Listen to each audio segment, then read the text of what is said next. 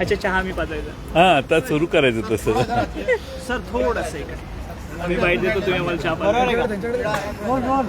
चला role. Okay, थोडासा एक कदम होता, थोडा सेंटर राईट प्लस लेफ्टला. 2 मिनिट. आज राष्ट्रवादी महत्त्वपूर्ण बैठक पार पडलेली आहे. काय नेमकं बैठकीमध्ये चर्चा झाली? पवारसाहेब मध्ये मध्ये अशा बैठका घेत असतात. राज्याच्या समोरचे प्रश्न आणि वेगळे इश्यूजवर सविस्तर राज्यातल्या प्रश्नांच्या बाबतीत चर्चा झाली. राज्यसभेची निवडणूक होणार आहे त्याबाबतीत चर्चा झाली. विधान परिषदेची चर्चाही आता थोड्या दिवसात होणार आहे निवडणूक, त्याचीही चर्चा झाली. आणि साधारणपणाने स्थानिक स्वराज्य संस्थांच्या निवडणुका या सर्वांची साधक बाधक चर्चा झाली. पण ह्या स्थानिक स्वराज्य संस्थांच्या निवडणुकांसाठी काही जनता दरबार किंवा बाकीचे काही आदेश देखील देण्यात आल्याची माहिती मिळते.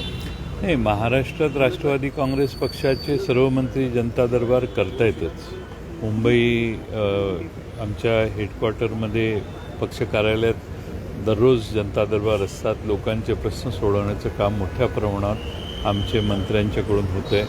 आणि जिल्ह्यात जाऊन देखील ते लोकसंपर्क करतील आणि करतायत.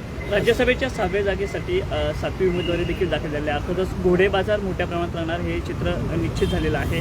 अपक्षांची कुठेतरी मनधरणी करण्यासाठी राष्ट्रवादी नेमकं कसा प्रयत्न करते किंवा महाविकास आघाडी कसा प्रयत्न करते? नाही, मला असं वाटतं की भारतीय जनता पक्षाने जो उमेदवार तिसरा उमेदवार उभा केलेला आहे त्याच्यामुळे घोडेबाजार होण्याची शक्यता आहे.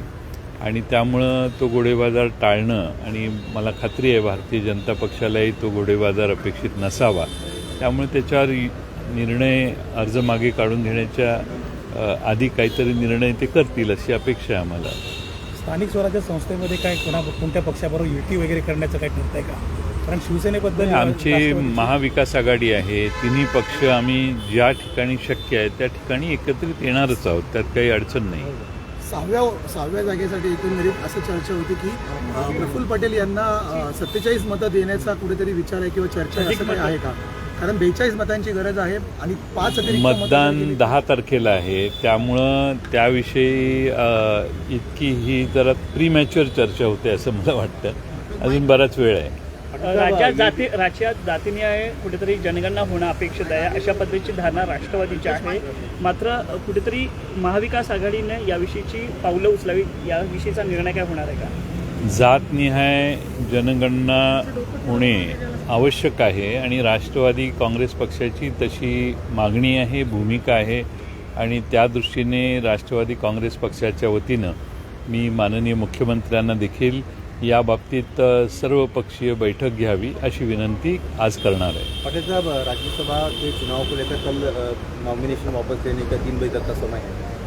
ये चर्चा है कि बीजेपी कह रही है कि अगर राज्यसभा में से अगर महाविकास आघाड़ी तीसरा उम्मीदवार पीछे ले लेती है तो बीजेपी फिर विधान परिषद के चुनाव में निर्विरोध करने की प्रयास करेगी, मतलब उम्मीदवार नहीं देगी। ऐसा कोई प्रस्ताव आया है क्या? मैं अभी कोई चर्चा में शामिल नहीं हुआ हूँ, शायद चर्चा चालू होगी। कल दोपहर तक 3 बजे तक इसका अंतिम निर्णय क्या होता है वो पता पड़ेगा। लेकिन ये राज्यसभा के इलेक्शन में भी और विधान परिषद के इलेक्शन में भी घोड़ेबाजार नहीं होना चाहिए, ऐसी हम उम्मीद रखते हैं। मनसेतर्फे आता जन आंदोलन, भोंग्यांसंदर्भात आंदोलन होतं, ते जन आंदोलनाला सुरुवात झालेली आहे। पत्रकं गावोगावी आणि लोकांपर्यंत वाटण्यात येणार, त्याबद्दल काय वाटायला दिलंय घरोघरी? इंग्लिश हिंदी उनका ये काय अडचण काय आता? नहीं, उनका ये कहना है कि कार्यकर्ता अटक होऊन झाले, आता लोकांना पुढे जन आंदोलन असं आहे की त्यांना चर्चेत राहण्यासाठी काही प्रयत्न काही पक्ष करत असतात आणि त्यामुळं त्यांच्या जन आंदोलनाला किती स्वरूप तयार होणार याच्यावर आपण त्याच्यावर भाष्य करू। आज त्याच्यावर काही बोलण्याची आवश्यकता नाही आहे। आंदोलन अजूनही संपलेलं नाही असं पण त्याच्यात लिहिलेलं आहे, बरोबर ना? म्हणून आता बघू ना काय काय होतं, एवढी घाई करायला नको, थोड्या दिवसांनी बघू काय परिणाम होतात। पटेल साहब, कश्मीर में जो हिंदू है उनके ऊपर अटैक हो रहा है, बैंक कर्मचारी की दिन दहाड़े गोली मारकर हत्या कर दी गई और वहाँ जो कश्मीरी लोग हैं, हिंदू लोग हैं, वो पलायन करने वाले बड़ी संख्या में, तो इसको आप कैसे देखते हैं? जो वहाँ पे अभी पूरे प्रशासन का प्रभाव है और प्रशासन भारतीय जनता पार्टी की दिल्ली की सरकार कर रही है और हमें इतनी अपेक्षा है कि वहाँ के जो हिंदू लोग हैं वो कश्मीर वैली से बाहर निकलने की परिस्थिति फिर एक बार पैदा हो रही है, उसको केंद्र सरकार रोकने की कोशिश करे। अब पूरे देश में कश्मीर वैली से जो पंडित पहले निकल गए थे उनके बारे में बहुत सहानुभूति थी और उनके लिए नरसिंह राव सरकार ने घर बना के उनको रिहैबिलिट किया। अब पिछले 7-8 साल में जो परिस्थिति वहाँ पे हो रही है उसकी जिम्मेदारी तो भारतीय जनता पार्टी को लेनी होगी और वहाँ पे जो आज हिंदुओं के ऊपर हमले हो रहे हैं उसको प्रतिरोध करने की आवश्यकता है और इसके लिए केंद्र सरकार और वहाँ की प्रशासन ये अच्छी व्यवस्था निर्माण करे और वहाँ के जो लोग हैं जिनके ऊपर हमले हो रहे हैं उनको प्रोटेक्ट करे। पटेल साहब, पिछले 25 दिनों से कश्मीर के हालात इस तरह से बने हुए हैं, आज तीसरी हत्या की गई है। ऐसा लगता नहीं कि लोग गवर्नर के इस्तीफे की भी मांग कर रहे हैं और 5000 कश्मीरी पंडितों के अलावा अन्य जन समुदाय के लोग भी हैं, एक साथ पलायन करना सरकार के लिए कितना मुश्किल होगा? ये बहुत गंभीर बात है और हमें लगता है कि वहाँ की लॉ एंड ऑर्डर के ऊपर पूरी कंट्रोल करने की आवश्यकता है। अगर इतने दिन दहाड़े लोगों के मर्डर होने लगे या उनके ऊपर अटैक होने लगा तो ये बहुत चिंता की बात है और हम अपेक्षा करते हैं कि पिछले कुछ साल में जो बदलाव वहाँ पे केंद्र सरकार ने किए हैं वो बदलाव के कारण है या क्या मालूम नहीं, लेकिन वहाँ के लोगों को असुरक्षितता महसूस होने लगी है और इसकी जिम्मेदारी केंद्र सरकार पे है। उन्होंने उनको प्रोटेक्शन देने की आवश्यकता है और हम उम्मीद रखते हैं कि केंद्र सरकार उन्हें प्रोटेक्ट करेंगी। पटेल साहब, एक सवाल हिंदी में राज ठाकरे का, घर घर पे राज ठाकरे का लिखा हुआ पत्र उनके साइन के साथ अपने कार्यकर्ताओं को पहुंचाने की अपील की है, क्या लगता है कि उनको कार्यकर्ता समझ गया लेकिन लोग समझे नहीं? वैसे उनकी पार्टी इतनी बड़ी नहीं है कि घर घर तक उनके कार्यकर्ता पहुँचे और उनका जो पत्रक निकाला है वो कहाँ तक पहुँचता है, उनकी रिएक्शन क्या आती है, उनको रिस्पॉन्स क्या आता है, उसके ऊपर कोई कहना ज़रूरी है। ये बहुत जल्दी है कि उन्होंने पत्रक निकाला और हम उसके ऊपर रिएक्शन व्यक्त करें।